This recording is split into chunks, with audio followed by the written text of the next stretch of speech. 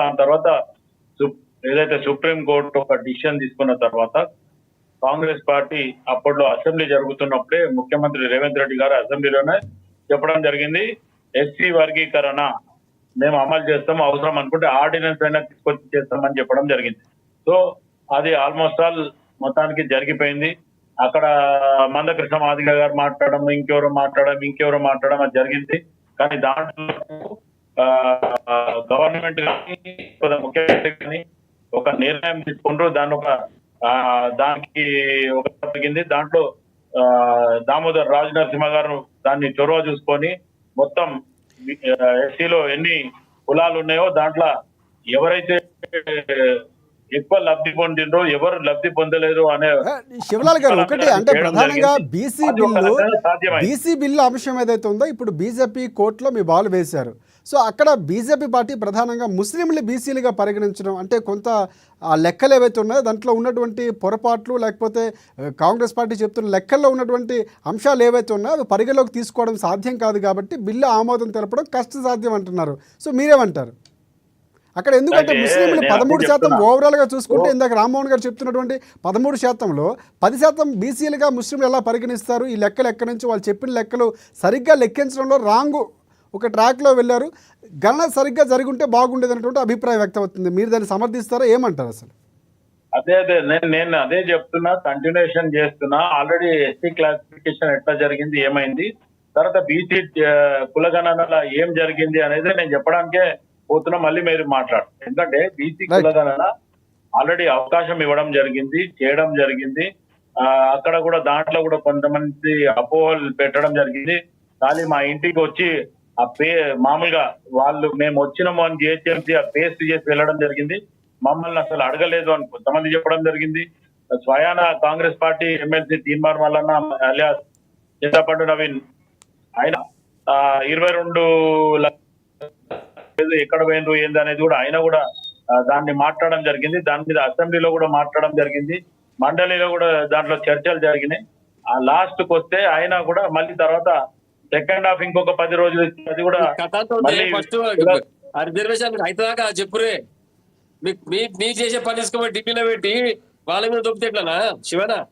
మీరందరూ బీసీ నాయకులు రేవంత్ రెడ్డి గారితో చెప్పాలి, ముసాయిదా బిల్లు కరెక్ట్ తయారు చేయమని చెప్పాలి, బీసీ మేధావుల మీటింగ్ పెట్టాలి, అఖిలపక్షం పిలవాలి, నాయకుల మీద సలహా తీసుకోవాలి, బిల్లు మళ్ళీ తిరిగి వాపసు రాకుండా తయారు చేసి పంపాలి. మనం అది వదిలిపెట్టి మేము ఢిల్లీలో ధర్నా చేస్తాం, ధర్నా చేస్తే ఎవరు అడుగుతారు మిమ్మల్ని? ఒక ముఖ్యమంత్రి గారు డెలిగేషన్ తీసుకొని పోయి ప్రధానమంత్రి గారు పర్సనల్ గా కలిసి ఆ బిల్లు చూపించేది ఉండే, వారికి ప్రధానమంత్రి గారికి అప్పీల్ చేసేది ఉండే.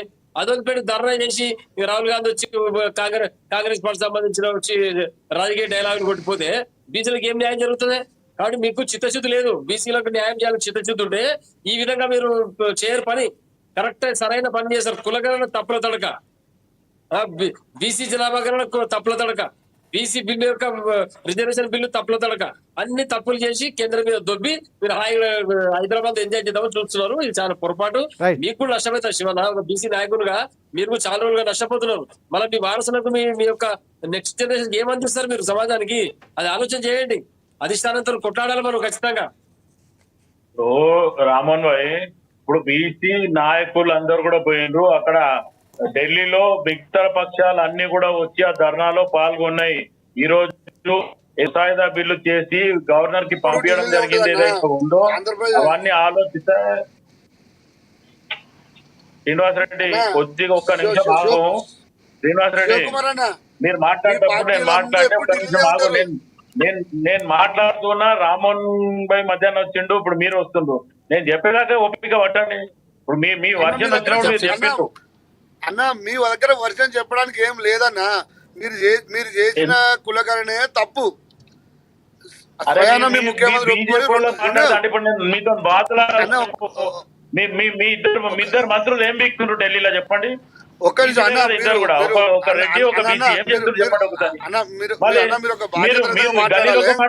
ఢిల్లీలో ఒక మాట మాట్లాడుతున్నారు. అది రాక వస్తే మీరు ఇన్ని మాట్లాడితే ఎట్లా అన్న? మీకు రాక ఒక్క సీటు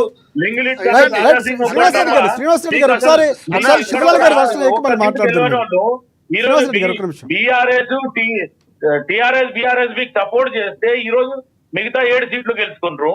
ఇప్పుడు మళ్ళా మీరు ఓ పెద్ద మేమే తోపని మాట్లాడితే రామ్మోహన్ భాయ్ చెప్పమని వాళ్ళ సపోర్ట్ లేకపోతే మీరు ఒక్క సీట్ ఇస్తే మిగతా గెలుస్తుండేనా?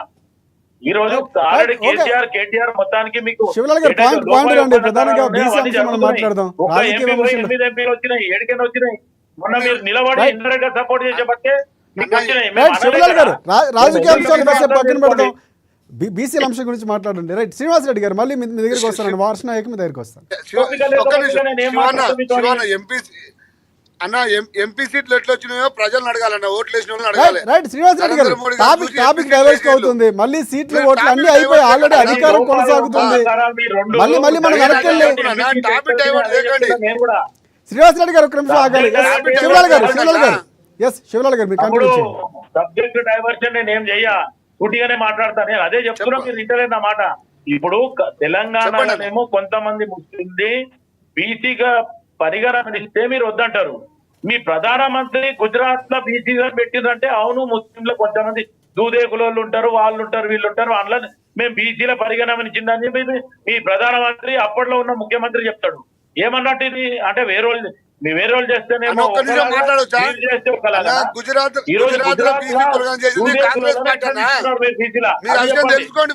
ఆల్రెడీ రామ్మోహన్ గారు ఓపెన్ గా విశ్లేషణ చెప్పిండు. ఈ దాంట్లో కూడా మంగళోళ్ళు ఉంటారు, కాకలోళ్ళు ఉంటారు, దూదేకులోళ్ళు ఉంటారు అనేది విధంగా చెప్పడం జరిగింది. అది నేను చెప్పేదాకా పడతలేవు. గుజరాత్ లో బీసీ కాంగ్రెస్ పార్టీ 2011 మీరు ఒకసారి చూసుకోండి. అక్కడ కాంగ్రెస్ పార్టీ ప్రభుత్వం చేసింది, బీజేపీ ప్రభుత్వం చేయలే. అక్కడ చేసింది మీరన్నా, మేము కాదు చేసింది. అరే నేను ఏమంటున్నా, మళ్ళీ మీ ప్రధానమంత్రి మళ్ళా తర్వాత ముఖ్యమంత్రి అయినాక ఎందుకు మార్చలే? మీ ప్రధానమంత్రి ముఖ్యమంత్రి అయ్యారు కదా గుజరాత్ కి, కాంగ్రెస్ పార్టీ తప్పు చేసినా మళ్ళీ ఎందుకు మార్చలే? వీళ్ళని బీసీలో పరిగణించారు, వద్దు వీళ్ళని మైనార్టీలని పంపిస్తాను, ఎందుకు పంపించలే? అరే అర్థం చేసుకోవాలి. 11 సంవత్సరాల నుంచి ఈ రోజు మీరు దేశంలో రాజ్యం వెళ్తున్నారు. మీరు మాట్లాడిన మాటలు అందరికీ తెలుసు. ఈ రోజు వరకు కూడా విభజన హామీ చట్టం కింద కూడా మాట్లాడలే, కాలాదం తేలే, రకరకాలుగా మాట్లాడుతారు. ఏమన్నా అంటే రోడ్లు వేసినాం, రోడ్లు ఇప్పుడు నీకు ఆ నార్త్ లో వేసిన రోడ్లకు మాకేం తగ్గదాము? ఈ రోజు ఒకసారి ఒక నిర్ణయం తీసుకొని పార్టీ ముందు పోయింది, దాంట్లో ఏమన్నా తప్పుల తడక ఉంది, మీకు నచ్చలేదు, దాని మీద డిస్కస్ చేయండి, వద్దంటలేదు కదా. ఆల్రెడీ అసెంబ్లీ మీ ఎమ్మెల్యే అప్పుడు మాట్లాడి ఈరోజు టీఆర్ఎస్ వాళ్ళు వేసింది కదా, ఢిల్లీలో పోయి ప్రధానమంత్రి నిలదీస్తాము, మేము ధర్నాకు వస్తామని చెప్పి చెప్పుకున్న వాళ్ళు ఈ రోజు బీఆర్ఎస్ వాళ్ళు కూడా తప్పించుకున్నారు. దానికి మా తప్ప? ఈ రోజు బీసీ నాయకులు ముంగట నిలబడి ఈ రోజు చందర్ మంతర్ దగ్గర ఒక ధర్నా చేస్తా అని చెప్పి నిర్ణయం తీసుకుంది.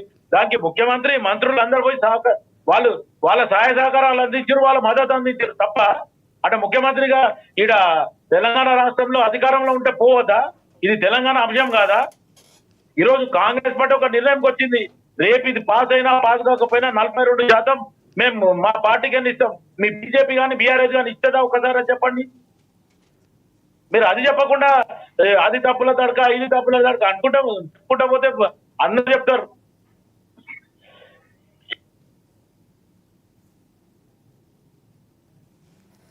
రైట్ శ్రీనివాసరెడ్డి గారు మాట్లాడండి.